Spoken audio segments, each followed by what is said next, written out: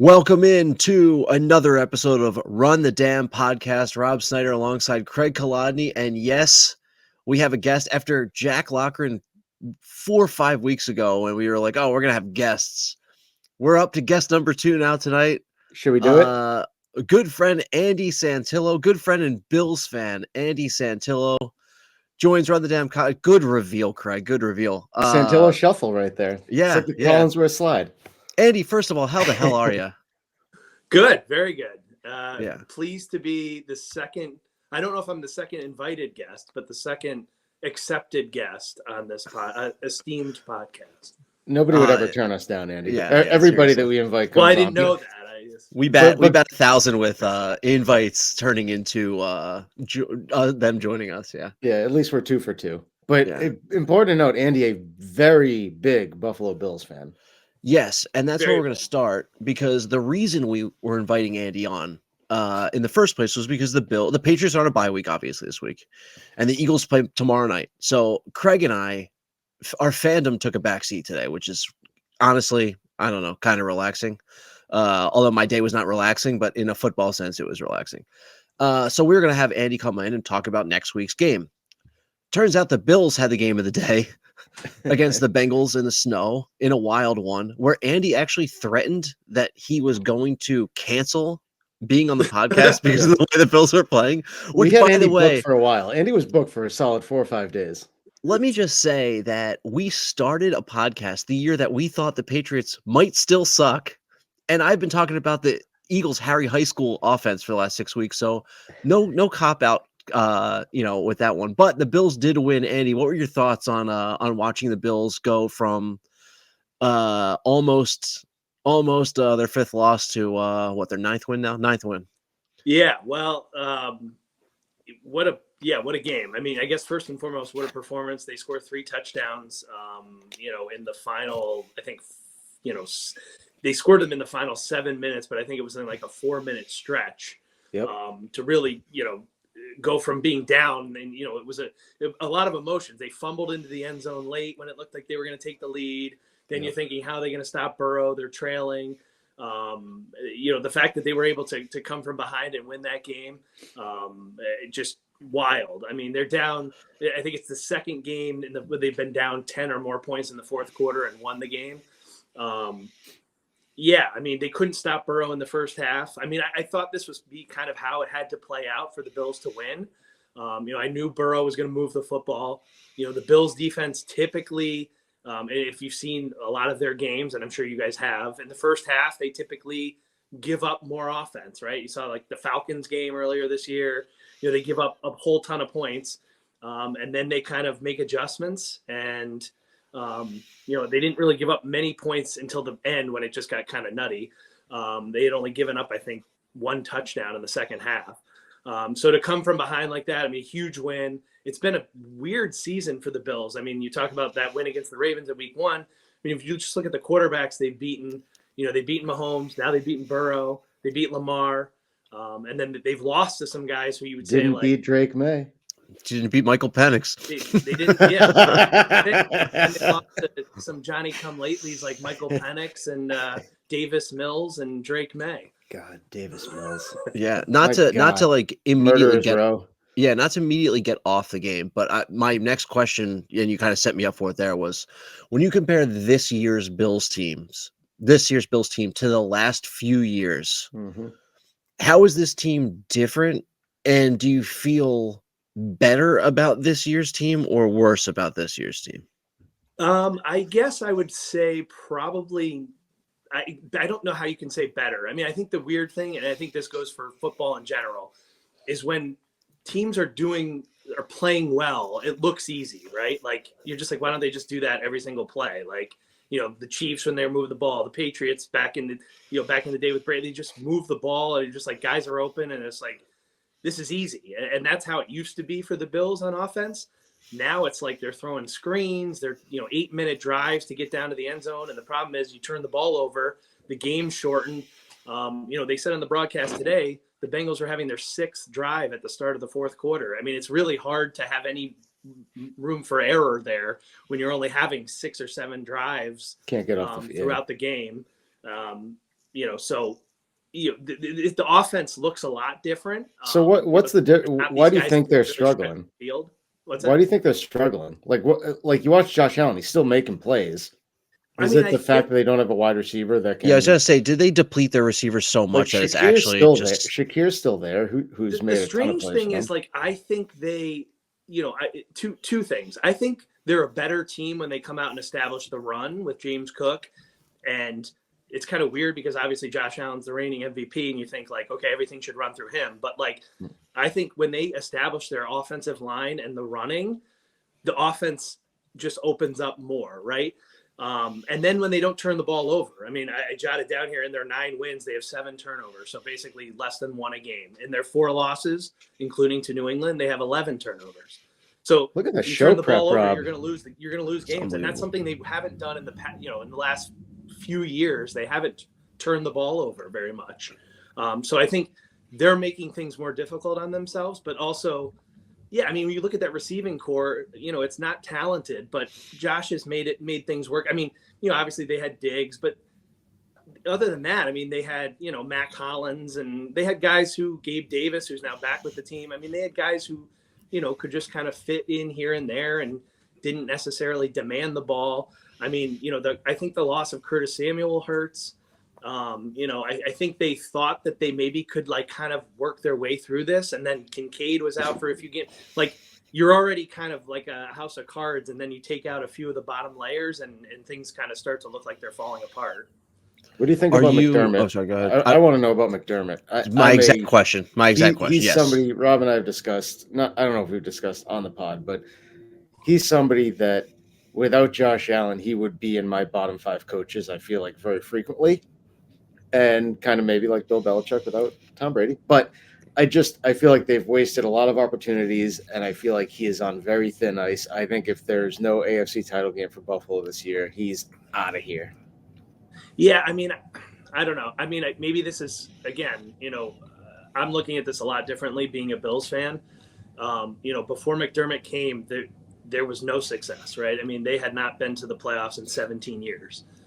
So the fact that they've been to 2 AFC championship games, they've been the 2 seed, I think 4 of the last 5 years in the playoffs on the AFC side. I mean, they really have only lost to the Chiefs. I mean, they've lost to the Bengals once. They've lost to the Chiefs in some agonizing ways. And the Chiefs have been that team that have been really beating everybody. So, I mean, I understand the question, and I think it's fair. But I also just saw a stat that McDermott won his 95th game, which I think in his first 9 seasons puts him 3rd all time. He passed, I think, John Madden and somebody else. So, I mean, you could say a lot of that is riding on is on 17's coattails. Yep. But again, I think,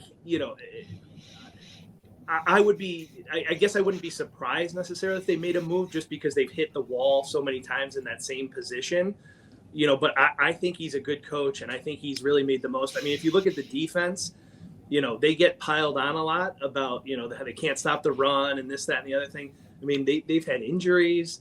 They've got guys. They had guys. Their 2 big acquisitions were suspended for the first 6 games of the year. So I think he's really kind of pieced this thing together, and he gives it. They have a chance to win every single time out, and I know that's a lot to do with Josh Allen, but I think he's a good coach, and I think the sign of that would be is if he was fired by the Bills, he would be hired instantly. I think maybe not as a head coach because I don't know what other openings would be, but I think he would be instantly hired. And I think that's kind of your sign is like, who are you going to get to kind of push you over like who's out there? Maybe if you could maybe identify somebody who you really thought could push you over the top. I mean, like look at what the Knicks did recently, right? They get rid of Thibodeau. They think maybe his messages run stale. I know it's different sports, but like this is your risk, right? Like, is this going to be the move that puts you over the top? Or if you don't go further, does everybody, look back and say, that was the wrong move? But don't you think, and I don't know what you think, Rob, and I kind of want to ask you this. Don't you think any coach could coach that team right now and get them to 10 wins? I mean, you say that It's tough. McDermott, I don't think his problem is the regular season. I think his problem has been the playoffs, obviously. And that's the situation where, like, if you fire him, sure, it could get worse. But his thing is, like, and it's the reason they've lost to the Chiefs in the playoffs so many times when they've beaten them in the regular season, is it feels like McDermott beats them in the regular season. They get to the playoffs, then he goes, "I'm going to do the exact same thing I did in the first game each time."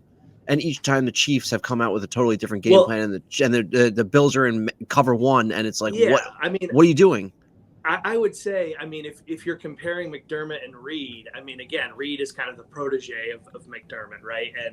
But I think, yeah, you could argue that Reed has outcoached McDermott in those playoff games, right? And made adjustments and maybe not shown as much of his cards in the regular season, knowing that potentially, they're going to be meeting again in the playoffs. But if you look at some of these matchups, I mean, they lost 2 years ago, I think it was, on a missed field goal. They've lost twice in the AFC Championship game to them, and they lost on that when they took the lead with 13 the insane game, left, yeah.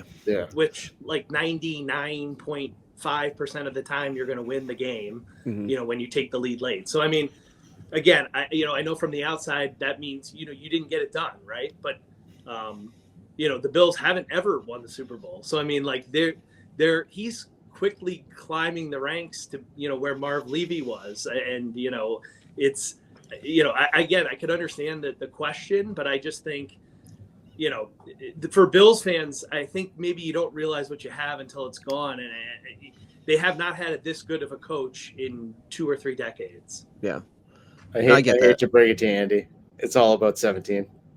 If 17's gone, Sean McDermott's a 500 coach at best, and it's just the reality of the sport, though. It's the reality, it's the reality of the conversation. Like Bill Belichick, again, 500 coach or below without Tom Brady. It's just that's the nature of it. The quarterback's going to drive the the success of a coach, and I watch the Bills and think McDermott's had his time. If it doesn't happen this year, changes have to be made, because you can't just let Josh Allen's prime keep going with the same coach if you're not winning anything. Like, it's not society. I tend to agree with you, but I also look at, like, what Baltimore's doing. I mean, they've got a multiple-time MVP there with a coach who's been there a long time, who's obviously successful. He's won a Super Bowl, but with a different regime of players. Nobody's won a Super Bowl besides, people who have kind of sprinkled in between the Chiefs, right? The Eagles and the Rams. So, I mean, I hear what you're saying. And again, like, Josh Allen is doing things that have never been seen before. And so at some point you're thinking, like, he's got to get at least a crack at the Super Bowl. The problem is the Chiefs have been in the AFC. If the Chiefs were in the NFC, I think the Bills would have probably reached a Super Bowl by now. I think it comes down to, as far as McDermott's concerned, it comes down to, I think, how they finish the season.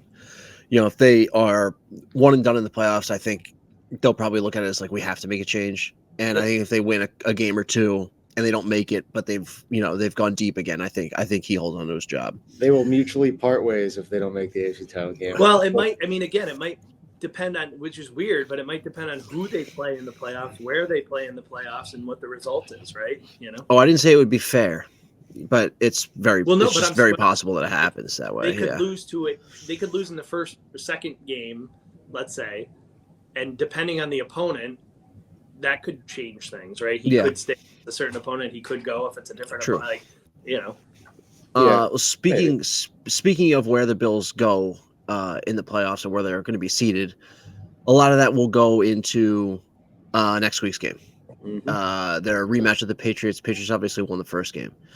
It's been weird following the Patriots this year, Andy, because you talked about, like, there's teams that just, like, move up and down the field easily. Somehow, some way, that's the Patriots this year.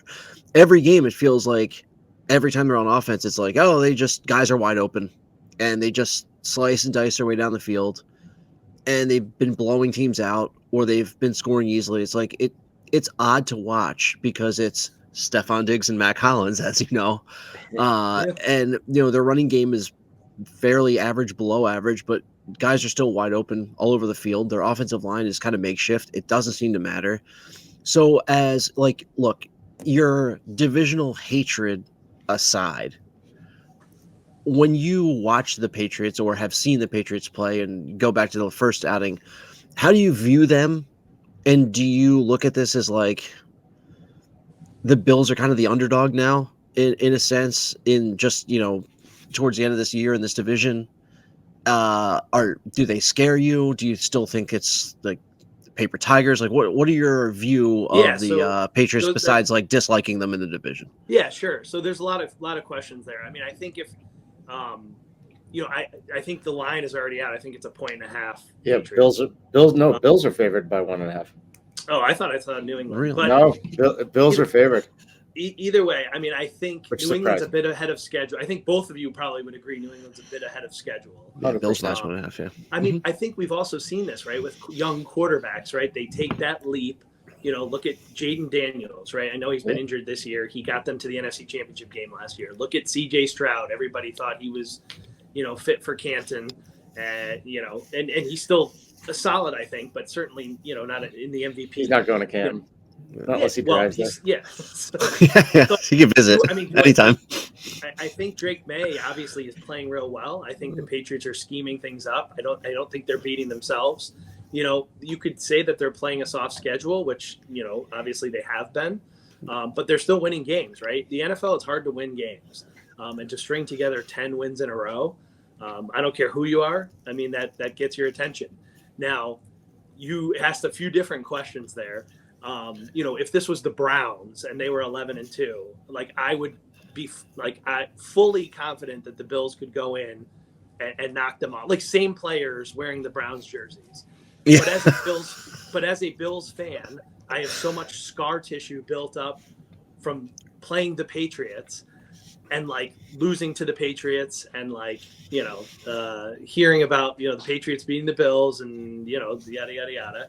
That this because this was still supposed to be Buffalo's division. Yeah, it makes me nervous, especially having to go there. I mean, obviously they got everybody's attention with that win back in whatever that was, week 5. Winning on a field goal in Buffalo. Again, the Bills had 3 turnovers and beat themselves, but the Patriots played, they didn't beat themselves. They played a good game and they got the plays done. Now, if the Bills don't turn the ball over 3 times, it's probably a different game, at least, considering the New England kicked a field goal on the last play of the game to win it.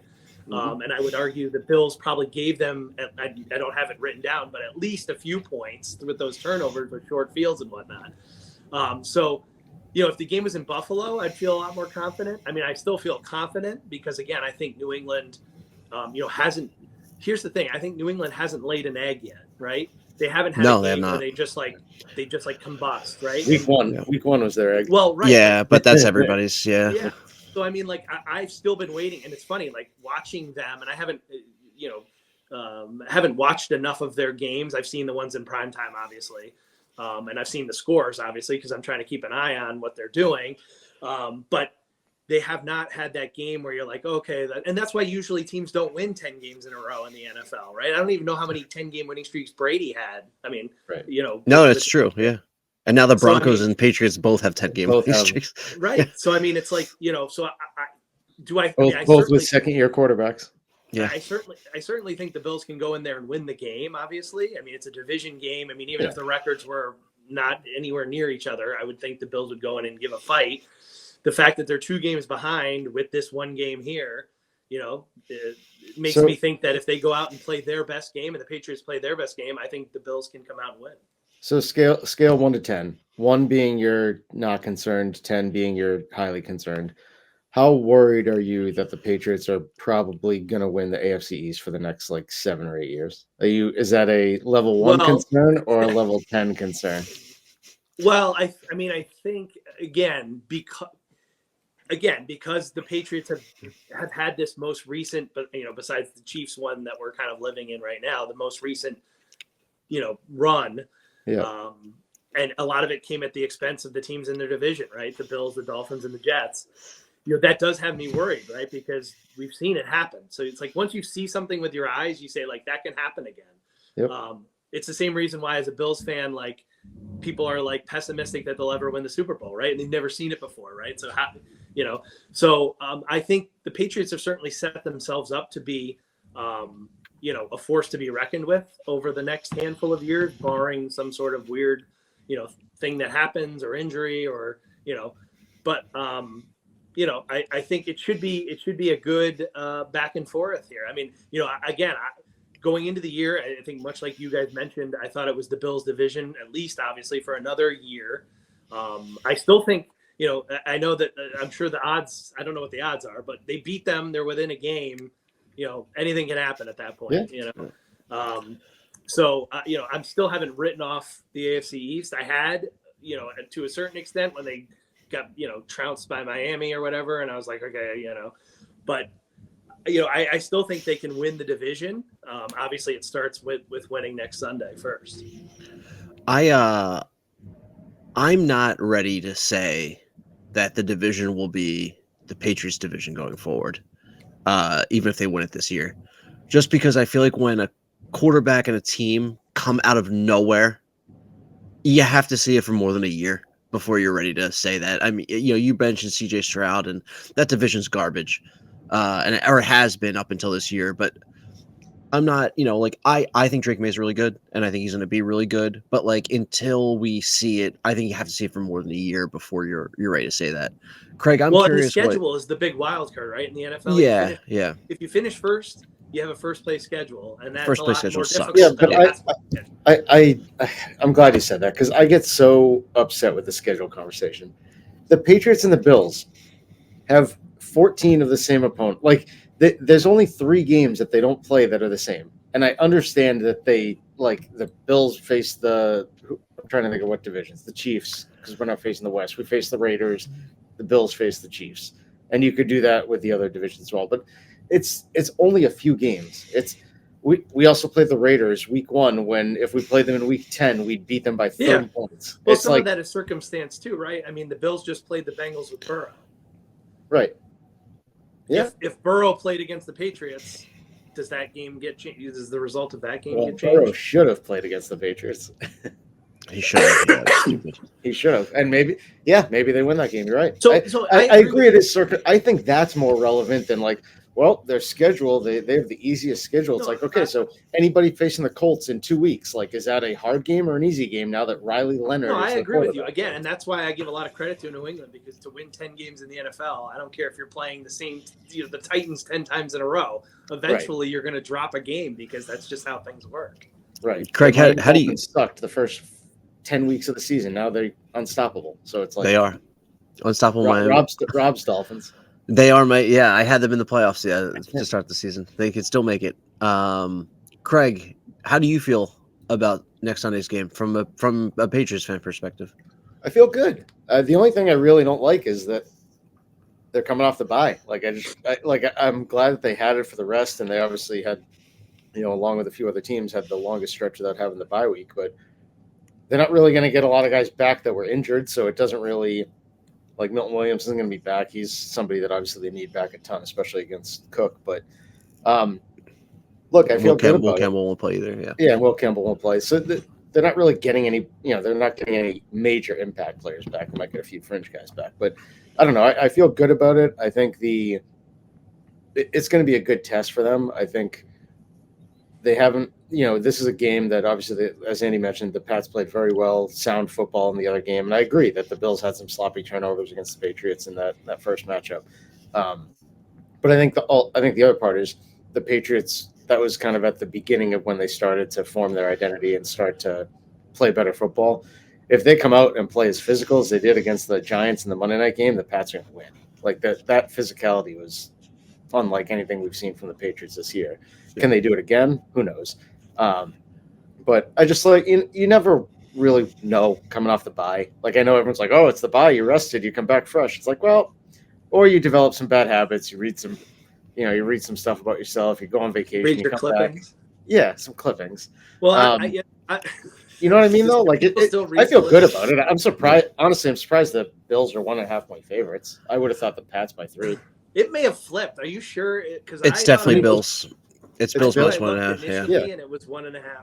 But maybe I think, yeah, it's Bills 1. I would have thought Pats by 3 for sure. My prediction is the Bills do win.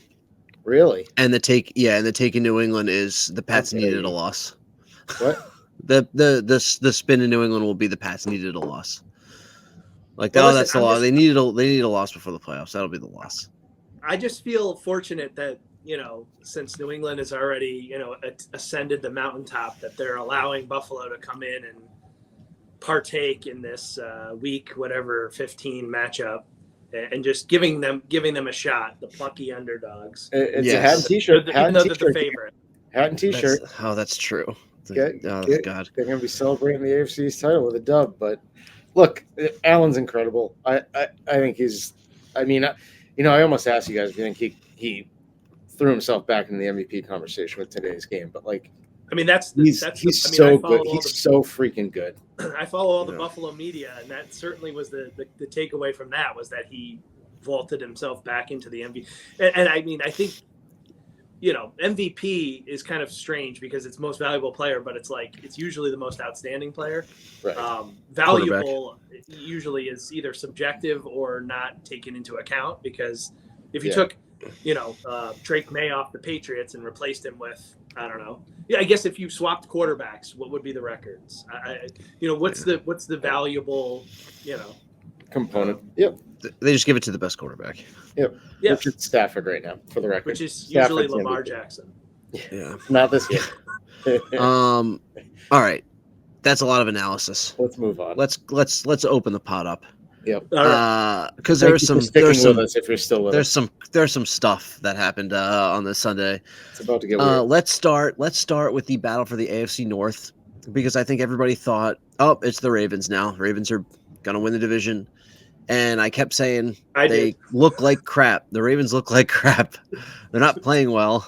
And what do you know? The Steelers win the game. And now the Steelers have the leg up in the AFC North. But thank you to the referees on the Isaiah Likely non-touchdown. Crazy. So thoughts on just that play? I'm just not sure why replay assist didn't come in, and then they overrule the replay assist.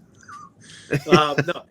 I think we get too into the minutia of what is a catch, and he's in the end zone. Did he complete the catch? Did he make a football move? I mean, your eyes tell you the story, right? He caught it. He's running along in the end zone. If he was in the field of play, it would have been a fumble. I don't understand. I don't know why we're making this more difficult than it has to be. Yeah. This is a shame that it happened to the Ravens. I mean, my God, the poor Ravens. I mean, it takes a lot as a Patriots fan to say something nice about the Steelers, but my goodness, the Ravens, go pound sand. They're the ones that started Deflategate a handful of years ago because they were tipping off the Colts as to what happened in the divisional round playoff game. Harbaugh can go to hell. They deserve to lose.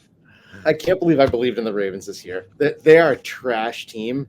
They are an absolute trash team. And look, how many times is Isaiah Likely going to be involved in a controversial play in the end zone?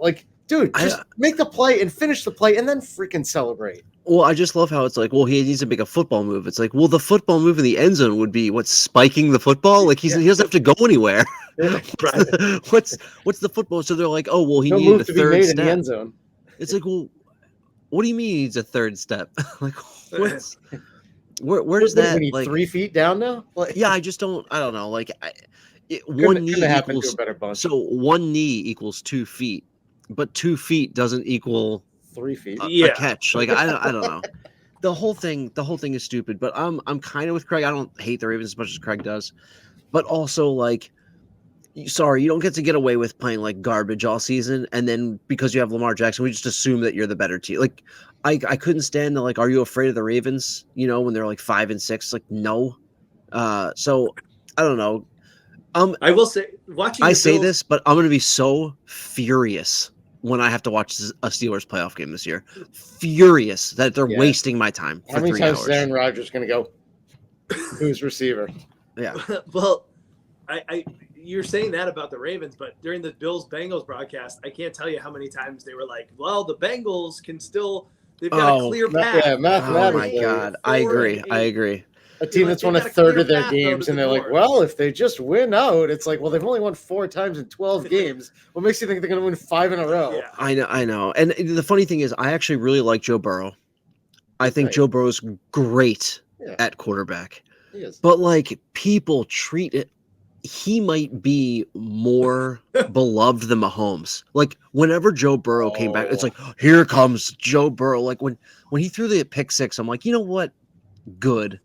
Like I like Joe Burrow, but like it's about time he has a trash throw that ruins a game. So just so that everyone can shut their mouths a little bit. I will say it was funny watching the broadcast because they were like he threw that pick six and they were like Joe Davis, who I think Joe Davis is a good announcer, but I feel like this started when the Braves played the Phillies like a few years ago, and I was like, he kept bringing up Citizens Bank Park, and I was like, Joe Davis, I want to like drive you off a cliff here. He's just like, this is the best stadium in best home crowd in baseball. And he must have mentioned it 50 times. And I was like, we got it. We heard it. He loves the storyline. I do love Joe Davis, but he does love the storyline. So he goes, that was Burrow's first interception of the season. Well, then the funny thing is they kick off. His next throw is intercepted. Yeah.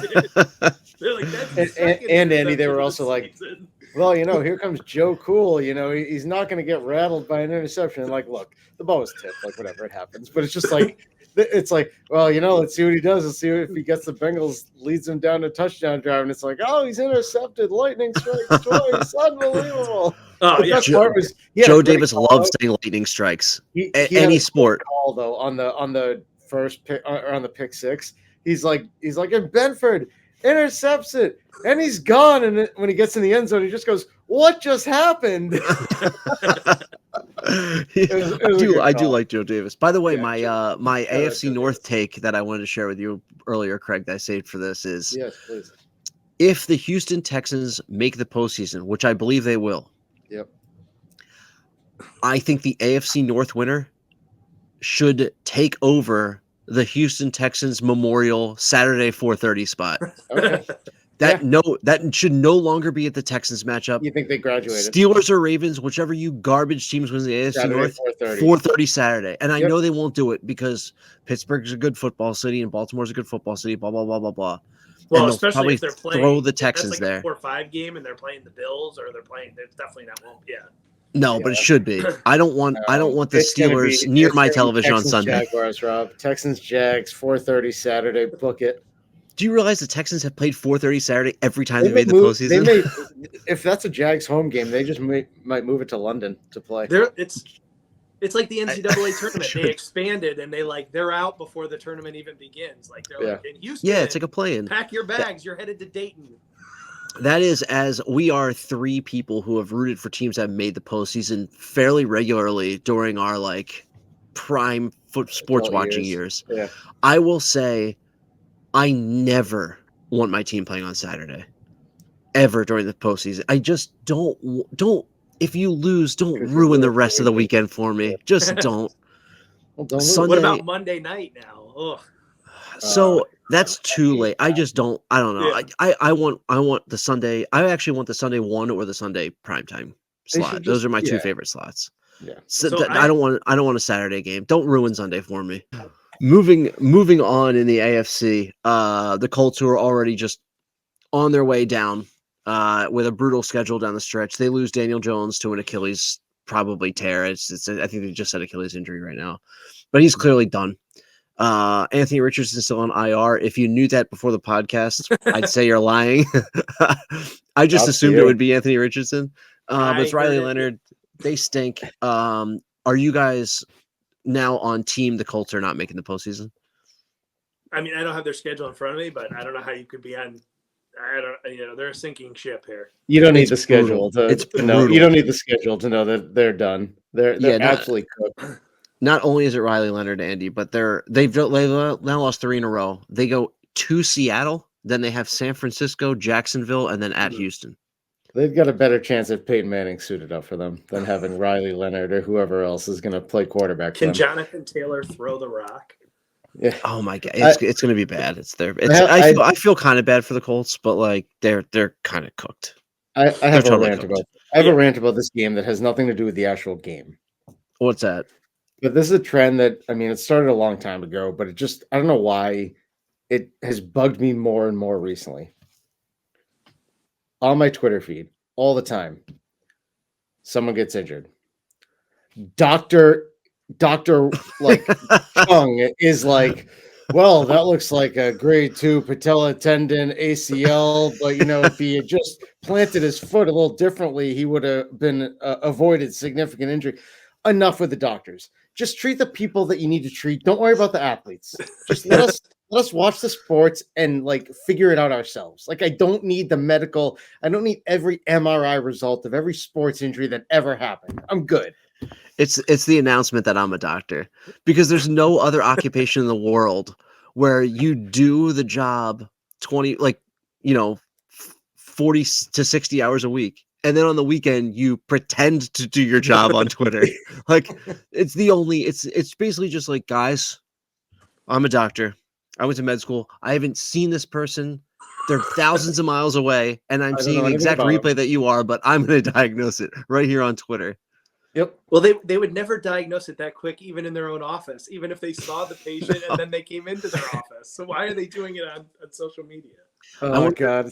I'm trying to find one of these tweets real quick, and I, of course, can't find it. But it's like, doctor, when someone comes in with a sports injury, they're like, well, do you have any video of the injury?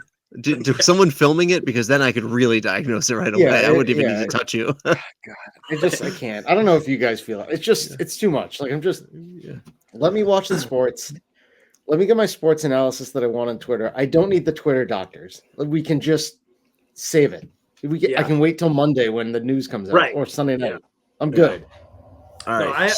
I don't wasn't on my list of things that bug me, but I do have a few things that bug me. I'll just rattle them off quickly.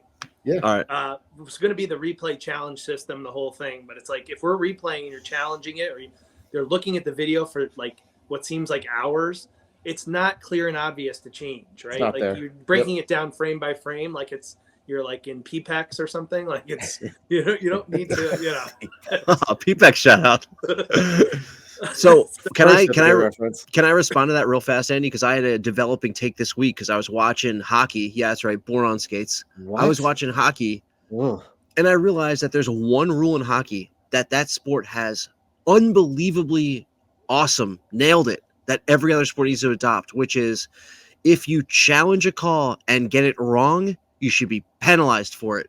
In hockey, if you challenge a call and you're wrong, it's a 2-minute minor. And I think in the NFL, if you challenge a call and you waste our time and you get it wrong, 15 yards, other way. In basketball, oh my God, how many challenges do we get in basketball? If you challenge it and it's wrong, technical free throw for the other team. I'm sick of this wasting all of our time. And then in the end, it's like, now we had it right. Let's continue. It's like, no. This is we should not be suffering through this. Agree. NHL, and I love the fact that I was happy to be watching a game. Team scores a goal. They challenge for goalie interference. Total time waste. Clearly wasn't. 8-minute review. They come out. Nope. Goal stands. 2-minute minor. Immediate goal on the power play. It was awesome. Awesome. Yeah. Team should be penalized for challenging and getting it wrong in all sports. Continue. No, the other things I have are flags, especially on kicks. Why are there, especially when they fair catch the kick? Why can't you pick the flag up? There was no play, right? He fair caught it. There's no holding or anything. We don't need that. Then I had spotting the ball, which in there I had the virtual replay. Or remember, we're gonna have the virtual measurement. There's gonna be 100 million of those, and there's been none this year. I still have not seen one. And the other thing that bothers me is these kicking balls. What is going on?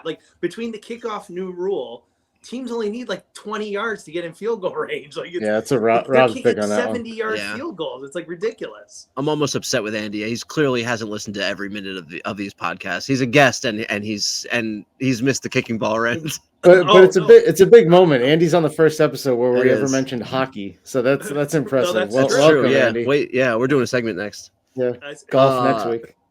No, so I those totally. Are the things that bug me. I agree with you. Before we move to our bottom 5 coaches, if we were to run a 2-point conversion, the 3 of us and 8 other NFL football players, how much better of a play could we do if all 3 of us had to touch the ball than what the Browns ran today in an attempt to tie the Titans? First of all, do you think that was on purpose? Do you think that was on draft pick? They were 100% tanking on that play. 100%. So I don't think they were. I think that guy was supposed to run the double reverse, and he forgot to offer the ball. He definitely because did. As soon as he did, he's like, "Oh no!" Yeah, And then the audacity to be like, "I'm throwing this anyway across the field into double coverage" was the freaking best decision I've ever seen. That was just a hell of a panic move. It was like, "Oh man, I messed this up. What am I going to do? I got to do something. I'm just going to throw it." And is there a chance? Yeah. But they didn't have Shador on the field.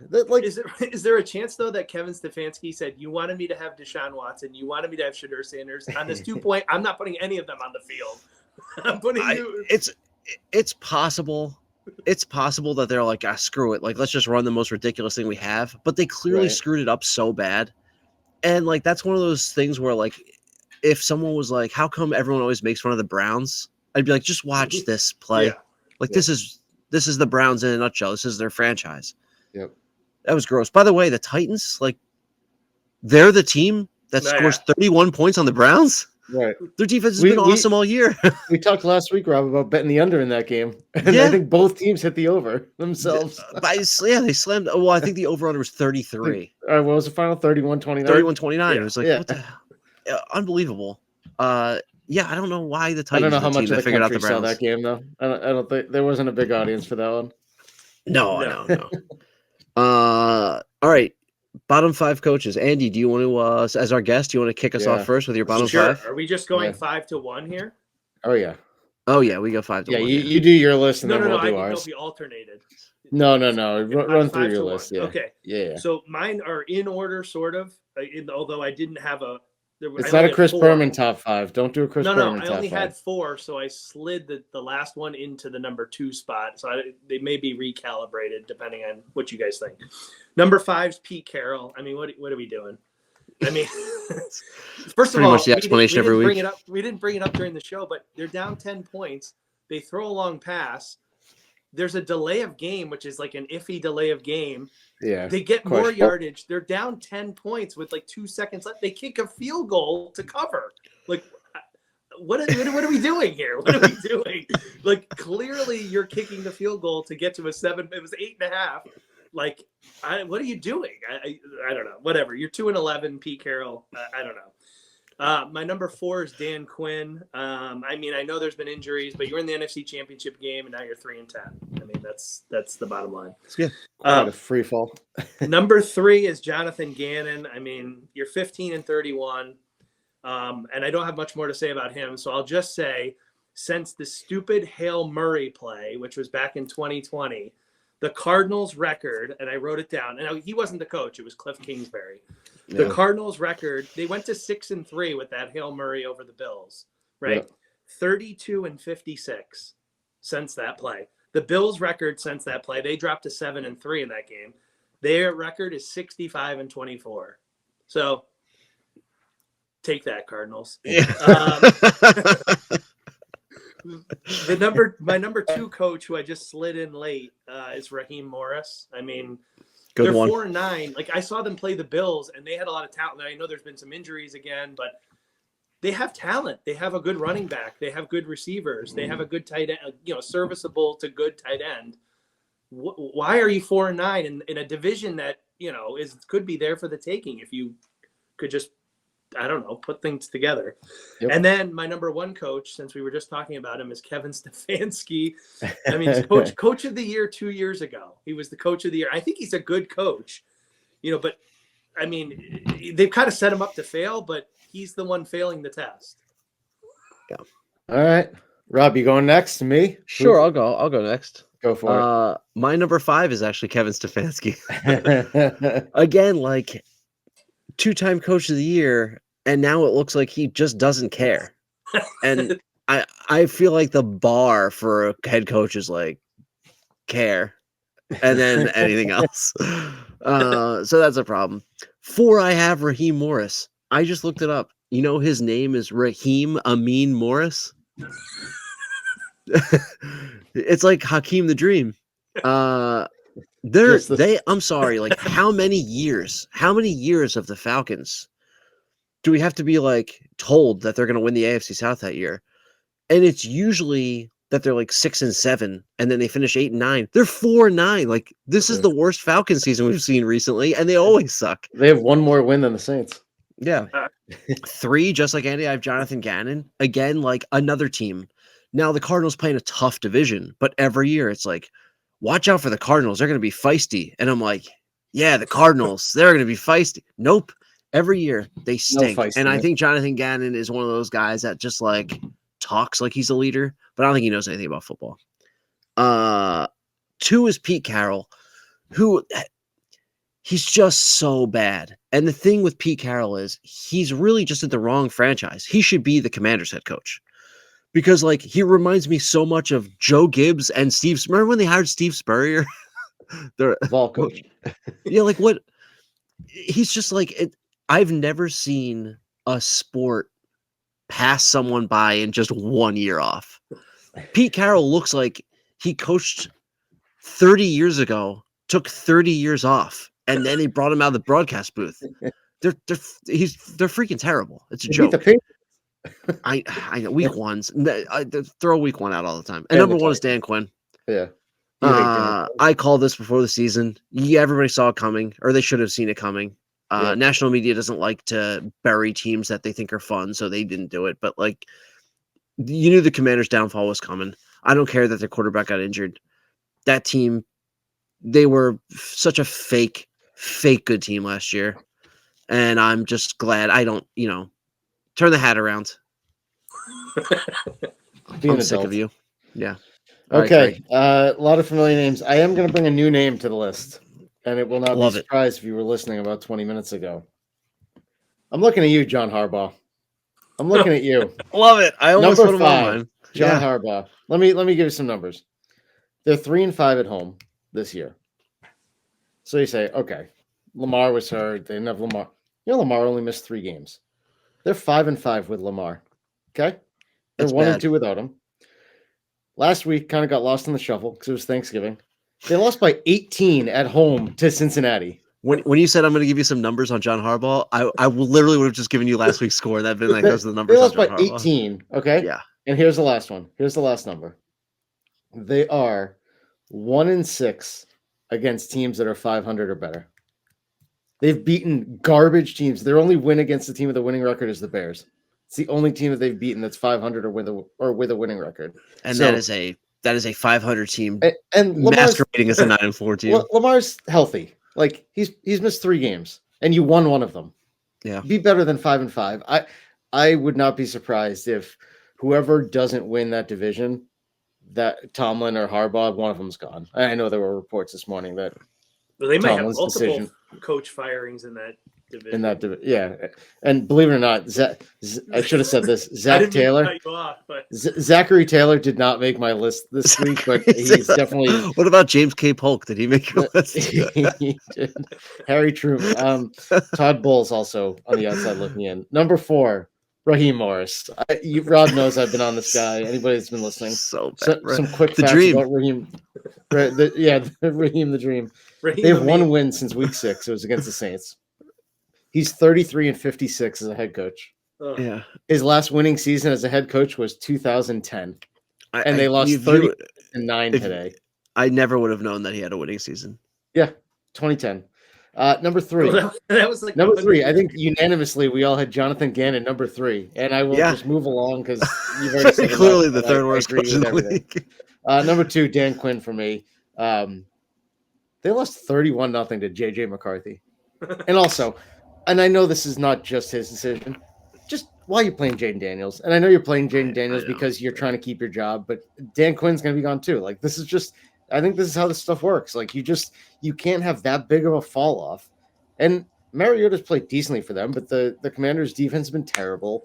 Their receivers are awful outside of McLaurin. And it's just that I think he's going to be gone too. I think a lot of coaches. Well, they should have beaten Denver. 0. I say 0% chance Dan Quinn is fired. 0. 0%. 0%. Okay. Oh, I think they're obsessed with that fake culture there. I think they're obsessed with it, and I think they're so afraid of what the Dan Snyder years brought them for so long that they're like, at least this guy's nice. At least we're competent. I think is how they look at it. I would be utterly shocked if Dan Quinn was fired. Not that I think he shouldn't be, but I would be shocked if he got fired. Adam And- Peters wouldn't do it. And number one, Pizza Pie. It's got to be Pete Carroll. He- So- Like I had written this down before this like fake comeback that they had today. They were about to lose their 4th straight game by 14 points. If not for that, like some of that garbage shenanigans at the yeah, end. But Denver can't beat anybody by more than one score. That's But, true. yeah, good 1-score win for Denver. But my God, that team has quit on them. I think I texted you guys before. I don't know who's going to do it. I think somebody's going to offer Belichick a job. I do. I think someone's going to do it. I don't know which team. I just look at there's going to be 7 to 8 openings, and I just think there's going to be some organization that is going to do it as long as he doesn't bring all of the sideshows with him. Hey, You know could what's be the help- Giants. You know what's helping him is that there are no obvious slam dunk hires. No, there's no Ben There's going to be Johnson, teams there's no firing Vrabel, coaches. They're going to be like, who do we They're interview? just going to rotate around. Like if Harbaugh gets let go, he's going to go to another team. Like it's just I mean, gonna, the Eagles' joke of an offensive coordinator is going to get head coach interviews. It's just no, he the way isn't. it works. That guy's not getting no interview. Do you how much you want to bet he gets an interview? I guarantee it. Well, no. Fine. He's not going to get an interview. He'll get an interview. All right, He's fine. not. I'm excited Dude, he's about this. terrible. Your offense know. is trash. I know, but people, this is the way this world works.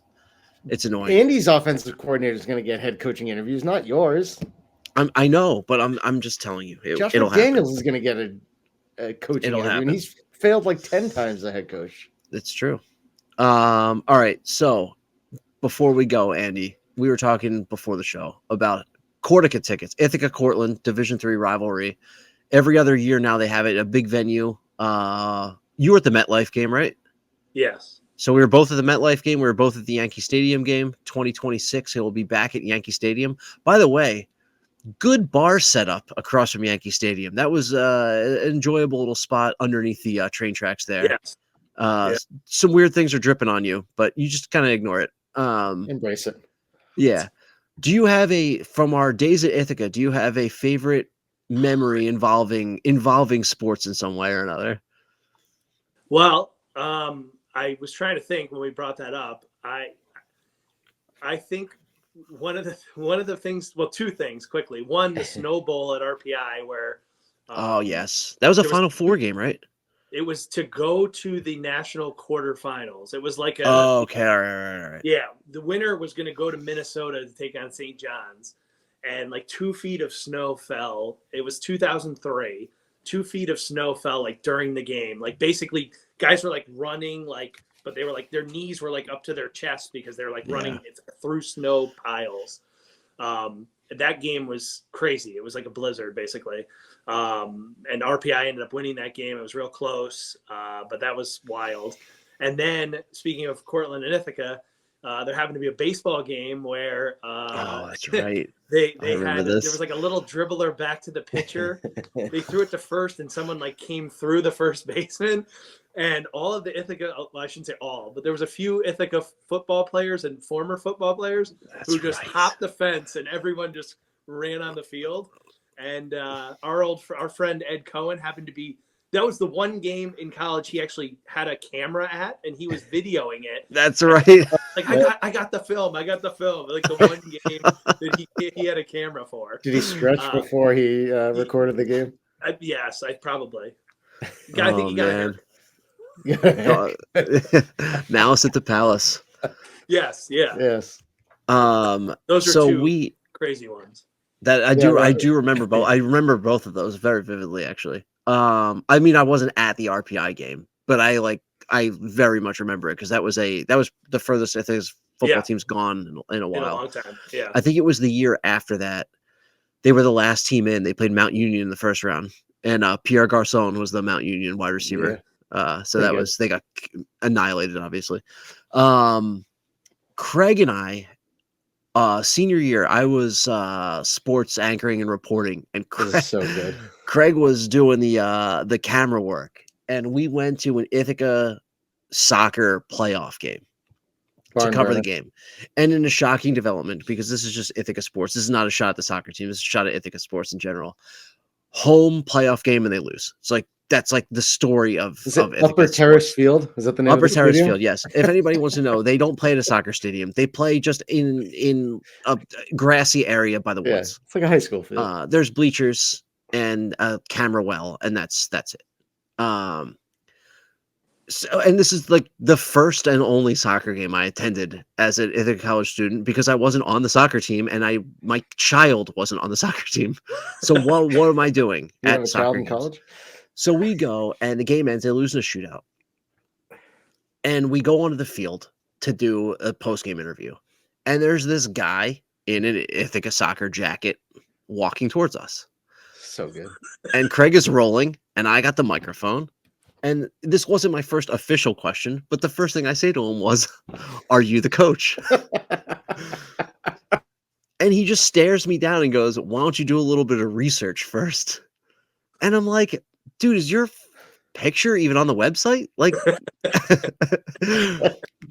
you're the varsity soccer coach on a D3 team. Like, we're in the middle of nowhere. Like, what?" So from this point on, this guy hates me, which is Gets better. ridiculous because again, I am a student and he is the Division III soccer coach. And I asked him another question and he gave me a short answer. And at this point I'm flustered. So I say to him, "What do you say to your team in the locker room after the game?" Now, mind you, there isn't a locker room for miles. There's no way they all get to the locker room together. No, They there, just you don't walk. disperse. And he goes, "Nothing," and walks away. So good. And to this day, you know, we laugh about like me asking the coach, "Are you the coach?" But like, I didn't know. I just didn't know. It's Division III soccer. And like the research, again, the research I could have done was bombers.ithaca.edu at the time. I think it's now athletics.ithaca.edu. But regardless. Is he still there? I don't think he is. I think he was up until like a few years ago, but I don't think he is. And then it was funny. I also asked for an interview with their best player who lived on my floor freshman year and I knew quite well. And he was like, "Shigs isn't talking right now." And I'm like, "Dude, I'm gonna have dinner with him in like 10 minutes. I'll just bring my camera to the terrace. Yeah. See you at the campus center. Oh, it's ridiculous. So I don't know. Well, good to relive that. That's a great one. We will be looking forward to Patriots Bills on Sunday. Is that at 1:00? It is. It stayed at 1. Should have been flexed. Yeah, although at least I'll be able to watch it. I don't know about you, Andy, but 4:15 games with children, it's like, what a brutal time to try to watch football. So I'll take 1:00. We all have 2 now, and it makes you really the only safe bet, especially for games that are stressful, are primetime games. Yeah. That's really the only. It's a little different than being hungover trying to get to the Pendleton Center 21 years ago to watch football at 9 a.m. I never missed a Pendleton Center walk ever. Yeah. God. All right. Well, those are the days. For Craig, did you put sunscreen on before the Pendleton Center walk? No, I just that was my tan. Yeah. I forgot to mention I'm representing K113R in this podcast. That's right. That's right. For when you walk in the door. For when you walk in, of course. Yeah. I was the first one to arrive in LA, so I chose room L because it was bigger. Yeah.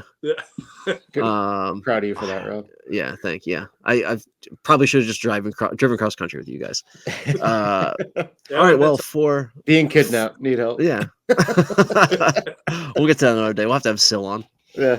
All right. Well, for Craig and our guest Andy, thank you. And we will see you guys next week. Don't forget to subscribe and download and like and all that nonsense. Yeah, if anyone's still listening. Yes. Yeah. All right. Good night, everybody.